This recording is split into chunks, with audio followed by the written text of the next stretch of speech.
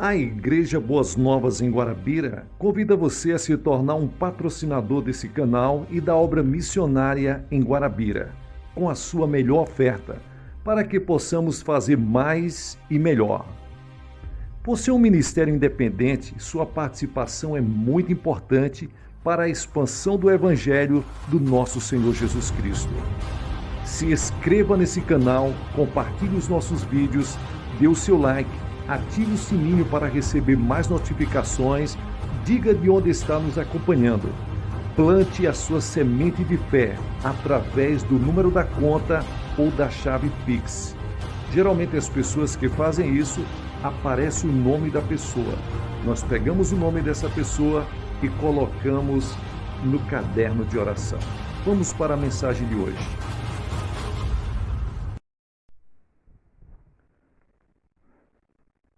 Paul Yun-Cho. A importância da comunhão com o Espírito Santo. Como já falei nas pregações anteriores, os requisitos básicos para os dirigentes de grupos. Mas gostaria de tratar de um destes pontos, a saber, a necessidade de cada líder ser cheio do Espírito Santo e guiado pelo Espírito Santo. De fato, a necessidade vai além de estar cheio do Espírito Santo, de ser guiado por ele. Cada dirigente deve estar em verdadeira comunhão com o Espírito do Senhor. Cabe ao pastor, que por sua vez deve estar em comunhão com o Espírito Santo, inspirar essa intimidade. Se o pastor não a possuir, ser-lhe-á impossível ajudar os dirigentes dos grupos a crescerem em seu relacionamento pessoal com o Espírito Divino. Gostaria também de exemplificar este ponto com um relato tirado da minha própria vida.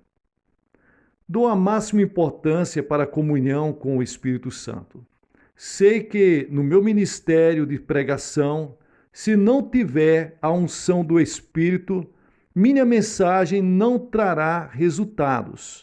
Não importa quanto tempo gaste preparando essa mensagem, ela não vai surtir efeito. E se a mensagem não produz frutos, é desperdício de tempo.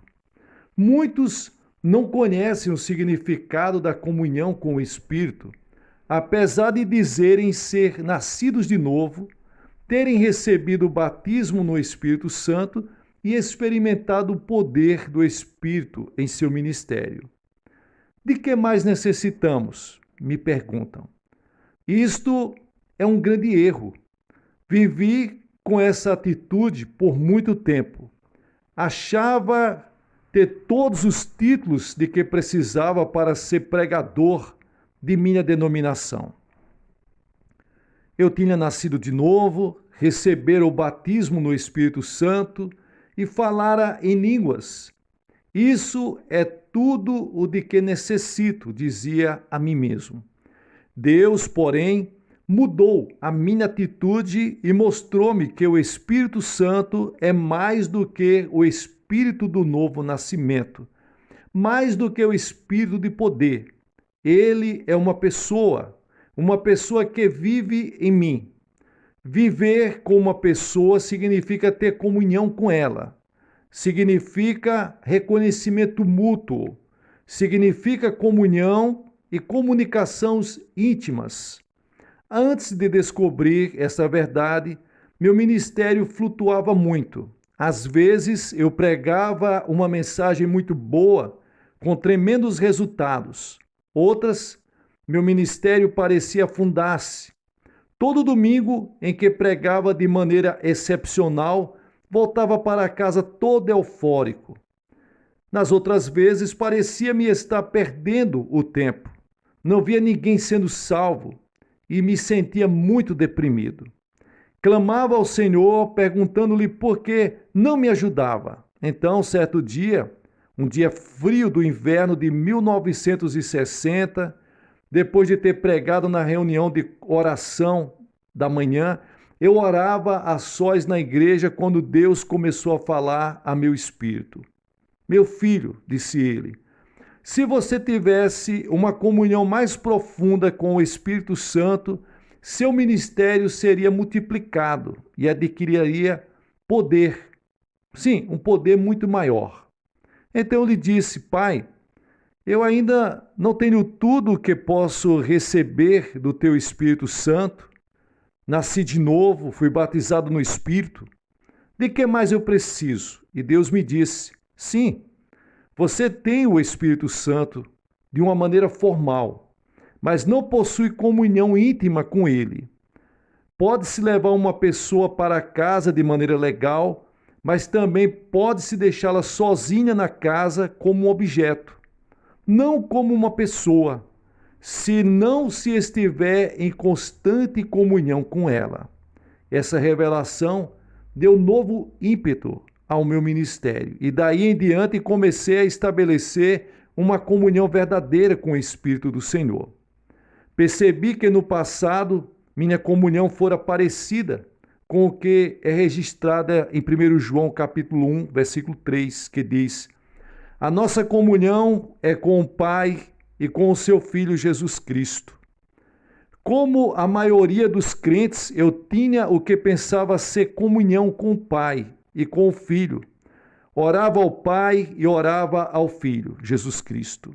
Adorava o Pai e adorava o Filho.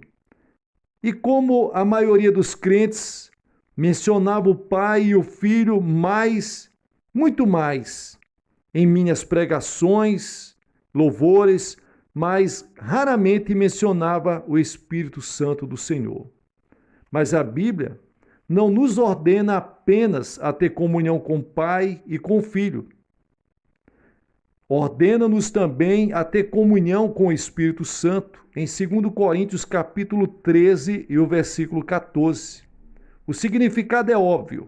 O Pai terminou a sua obra nos dias do Antigo Testamento. Então, enviou seu Filho Jesus Cristo, que foi crucificado e ressurgiu. Agora, sentado para a destra de Deus Pai, Jesus Cristo terminou a sua obra. Hoje temos a era do Espírito Santo. O Pai opera mediante o Espírito Santo e Jesus trabalha por intermédio dele. De modo que o Espírito Santo é o administrador do amor de Deus e da graça de Jesus Cristo. Comunhão no grego é koinonia, que tem vários significados. Primeiro, comunhão, parceria e terceiro, distribuição. O amor de Deus e a graça de Jesus Cristo são constantes, mas estão no céu. Como, pois, são trazidos aos nossos corações agora, na terra, mediante a comunhão com o Espírito Santo? De modo que, se tivermos muito conhecimento teológico acerca do amor de Deus e da graça de Jesus Cristo, mas não tivermos a comunhão do Espírito Santo, não haverá realidade delas em nossos corações. Não haverá distribuição do verdadeiro amor do Pai e da verdadeira graça do Filho em nossos corações. Podemos ter toda a teologia e a nossa igreja ainda parecer uma geladeira. Portanto, o pregador pode apresentar uma mensagem tremenda, com conhecimentos teológicos maravilhosos e profunda verdade bíblica, mas se não contar com a cooperação definida do Espírito Santo, será apenas teoria. Não está pregando de sua experiência do amor de Deus e da graça de Jesus Cristo. Esse é o principal problema da igreja por todo o mundo. Temos lindos templos, maravilhosos coros, pastores com muitos títulos e brilhantes mensagens, mas as pessoas morrem de fome. Todos os tipos de conhecimento são derramados em suas mentes, mas seus espíritos estão ávidos e famintos. Koinonia também significa parceria. Numa sociedade comercial, certa pessoa pode entrar com a parte financeira e a outra com a tecnologia. Juntas formam um negócio que pode ter êxito. Estamos associados ao negócio do rei. O Espírito Santo fornece a parte financeira, o amor de Deus e a graça de Jesus Cristo. Estamos com a nossa presença física, nós entramos com essa presença física. O Espírito Santo é Espírito, nós somos carne e osso. Há uma junção, a união do Espírito com o homem. O Espírito Santo é o sócio principal e nós, os sócios secundários. Hoje em dia, o problema é que os sócios secundários procuram tirar a autoridade do sócio principal e fazer a obra sem a sua ajuda. Portanto, este se retira e deixa o sócio secundário com magníficos edifícios, em realidade, um bom centro comercial, mas carentes de mercadoria. A fim de ter sucesso no negócio do rei, é preciso haver uma parceria muito íntima com o Espírito Santo. E para isso é preciso haver comunhão. Quando estamos em comunhão com o Pai, dizemos-lhes: Pai, eu te amo e reconheço quem és. Louvado seja Deus. E ao Filho dizemos: Jesus, eu te amo e eu te louvo.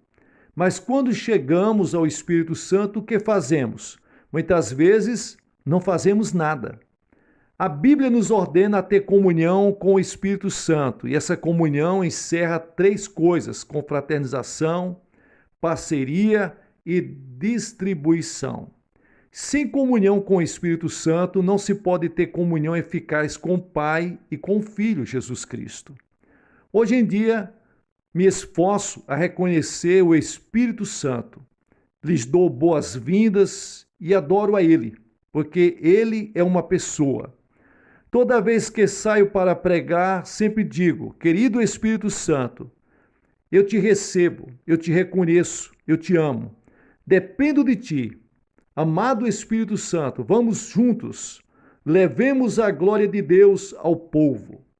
Quando começo a pregar, eu digo em meu coração: querido Espírito Santo, inicio agora. Avante, vamos! Concede-me todo o conhecimento e sabedoria e discernimento que devo distribuir ao povo que me ouve. Ao terminar o sermão, eu me sento e digo: querido Espírito Santo, juntos fizemos uma obra magnífica, não foi? Louvado seja Deus! Desde que passei a depender do Espírito Santo desta maneira, tenho sentido uma unção poderosa de Deus em minha vida e no meu ministério de pregação. Sempre há resultados tremendos, conversões numerosas e curas. Procuro flutuar sobre a onda do Espírito. A fim de exemplificar este ponto de outra maneira, contarei uma história para vocês. Certa vez, quase perdi a minha esposa. Quando me casei, tinha grande interesse em me tornar um evangelista famoso. Queria ser um Billy Graham coreano. Realmente, naqueles dias, eu não queria ser apenas mais um pastor. Depois que nos casamos, levei minha esposa para o nosso apartamento e, passada mais ou menos uma semana, comecei a pregar em missões de evangelização. Eu pregava em minha igreja aos domingos e nas segundas-feiras saía para pregar fora. Eu só voltava para casa nos fins de semana, quando trazia a roupa suja para minha esposa lavar. Esta rotina continuou por 6 meses, enquanto me consumia a ambição de me tornar evangelista. Por algum tempo, a minha esposa foi muito amável. Quando eu voltava de minhas campanhas evangelísticas, ela corria a me receber na porta. Ela me amava e me preparava uma boa refeição. Mas, para a medida que os meses passavam e ela não via mudança nessa rotina, começou a ficar deprimida. Já não me recebia à porta, chorava com frequência, até as refeições já não eram tão boas. Algo estava errado. Nessa época, minha esposa era muito tímida, porque éramos recém-casados. Ela jamais me dizia algo sobre o que estava errado. Eu tentava ajudá-la fazendo piadas e coisas assim, mas tudo era inútil. Finalmente, certa noite, minha sogra veio me ver e disse: Poinchô, você está contente com a minha filha? Sim, é claro, disse eu. Bem, disse ela, você vai perdê-la se continuar a tratá-la dessa maneira. O que a senhora quer dizer? Eu perguntei. Trato ela muito bem. Compro-lhes muitos vestidos bonitos. Lhe dou esse apartamento bonito. Faço tudo para que ela seja feliz. O que mais eu posso fazer? Eu trato ela muito bem. Então a minha sogra me olhou nos olhos e disse: Filho, você não compreende? Você não trouxe uma coisa para dentro de casa. Você trouxe uma pessoa para o seu lar. Uma pessoa não pode viver num apartamento apenas com arroz, roupa e dinheiro. Ela precisa de amor, reconhecimento e intimidade. Pensei nisso por alguns instantes. Minha reação imediata foi: isso vem do diabo. Estou trabalhando para o Senhor.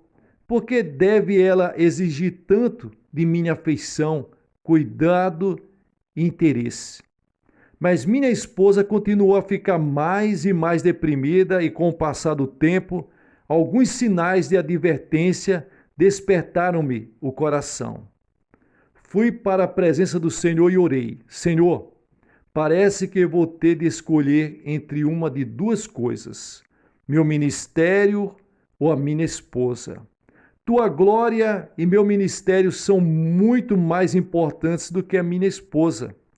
Se é que é preciso tomar uma decisão, eu decido pelo Senhor, pelo ministério, porque é mais importante para mim. Deus ouviu a minha oração e me corrigiu. Ele disse para mim, falando ao meu coração: não, não, não. Tua esposa, ela tem a escala de valores que ela é mais importante. Veja bem, a tua escala de valores está totalmente errada. Até aqui tens colocado Deus em primeiro lugar, a igreja em segundo, tu mesmo em terceiro e tua esposa em último. Cometeste um grande erro. É claro que Deus deve estar em primeiro lugar, mas o resto de tuas prioridades precisa ser reordenado. Tu deves vir em segundo lugar, tua esposa em terceiro. Quando teus filhos chegarem, eles devem ocupar o quarto lugar e a igreja deve vir no final. Pensei nisso e fiquei grandemente consternado. Isso deve proceder de um demônio norte-americano, disse eu. No Oriente, esse tipo de raciocínio é inaceitável. Não, isso não vem dos Estados Unidos, não vem, na verdade, de um espírito maligno, pensava eu. Não posso aceitar esse tipo de ideia. Deus deve estar em primeiro lugar e tu deves vir em segundo lugar, porque precisas levar uma vida santa, a fim de realizar esse ministério. Tu és muito importante, disse-me Deus. Tua esposa deve vir imediatamente depois de ti. Se perderes a tua mulher, ninguém mais dará ouvidos ao que tu disseres. Teu ministério terá desaparecido.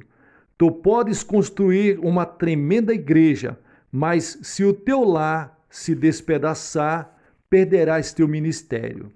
Ter comunhão com a tua esposa é mais importante do que ter comunhão e construir uma grande igreja, porque a igreja toda depende de tua vida familiar. Trarás mais desgraça ao teu ministério se houver divórcio, se tu não viver bem com a tua família. Ademais, todos os crentes estarão olhando para teus filhos. Se eles forem rebeldes e se meterem em dificuldades, como o filho pródigo, quem vai dar ouvidos para a tua pregação? Teu ministério primário deve ser teus filhos.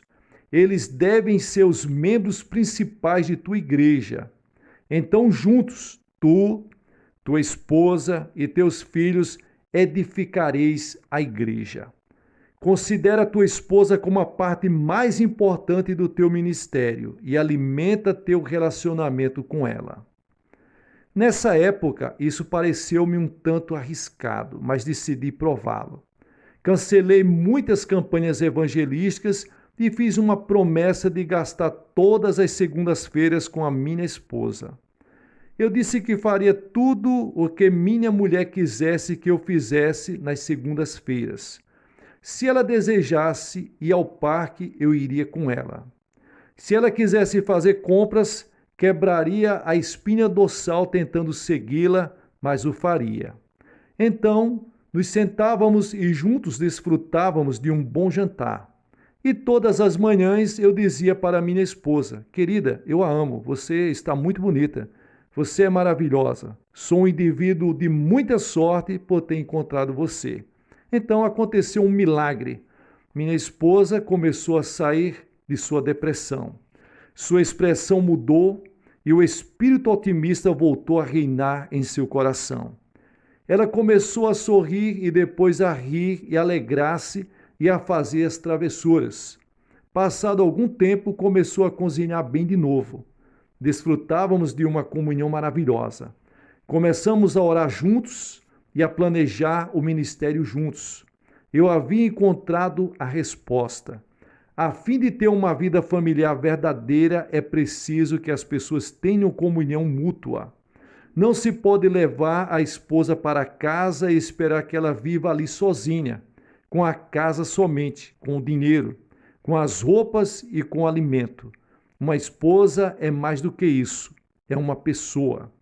O mesmo acontece quando temos comunhão com o Espírito Santo. Ele está com você. Mas se o deixar sozinho no canto da igreja, usando-o apenas como decoração ao pronunciar a bênção ou um princípio teológico, ele será entristecido. Então o Espírito do Senhor deixará sua obra e você terá um ministério árido. Você pode ter todo o conhecimento de teologia e a maior eloquência na pregação, mas não terá resultado nenhum. O motivo é que, no ministério, tudo o que não nasce do Espírito provém da carne. Decidi em diante e comecei a nutrir um relacionamento ainda maior com o Espírito Santo. Compreendi que ele me fará entender e compreender as Escrituras Sagradas. Compreendi que ele fará com que eu tenha êxito no meu trabalho, porque ele faz o trabalho comigo, e não simplesmente ficar em um canto qualquer. Deus está no trono e Jesus para a sua destra, mas o Espírito Santo está aqui na terra, em mim e em você, a fim de operar juntamente conosco, trazendo êxitos nos negócios do Rei. Hoje trato o Espírito Santo como a pessoa mais importante de minha vida. Louvo-o e digo-lhes que eu amo. Depois, sempre lhes digo, querido Espírito Santo, oremos juntos ao Pai. Oremos juntos a Jesus Cristo. Leamos juntos as Escrituras. Minha comunhão sempre começa com o Espírito Santo. Então, com o Espírito Santo, eu adoro a Deus e ao seu Filho Jesus Cristo. De modo que agora sinto a presença do Espírito Santo tão intimamente que, quando ele fala, compreendo. Quando o Espírito fala de cura, compreendo. Quando ele fala acerca de construir, compreendo. Para mim, ele é uma pessoa muito real. Também sempre procuro gastar pelo menos 1 hora com o Espírito Santo no início de cada dia. Não importa o que aconteça, desejo dar-lhe essa hora. Querido Espírito Santo, digo eu, vamos fazer uma reunião. Leamos a Bíblia juntos e assim, juntamente com o Espírito Santo, eu me sento e dou louvores a Deus. Adoro Jesus Cristo e leio as Escrituras. Amo o Espírito Santo e louvo-o e juntos fazemos planos para a obra. Na igreja primitiva, os discípulos tinham comunhão verdadeira com o Espírito Santo. Por exemplo, quando se reuniram em Jerusalém a fim de tomar uma decisão sobre o assunto da circuncisão dos gentios, escreveram de maneira inequívoca: O Espírito Santo e nós tomamos a decisão de não impor nenhum fardo extra sobre vós. Atos capítulo 15 e o versículo 28. Não disseram que o concílio havia tomado sozinho a decisão, mas com o Espírito Santo haviam decidido. Pergunto para os senhores, podemos dizer isto de nossas reuniões? Podemos dizer o mesmo de nossos concílios? Quando escrevemos as atas, por acaso dizemos o Espírito Santo e nós decidimos? Geralmente não fazemos isso, porque nós queremos fazer tudo sozinho. Então, meus amados, Jesus, Deus e o Espírito Santo. Comunhão com o Espírito Santo.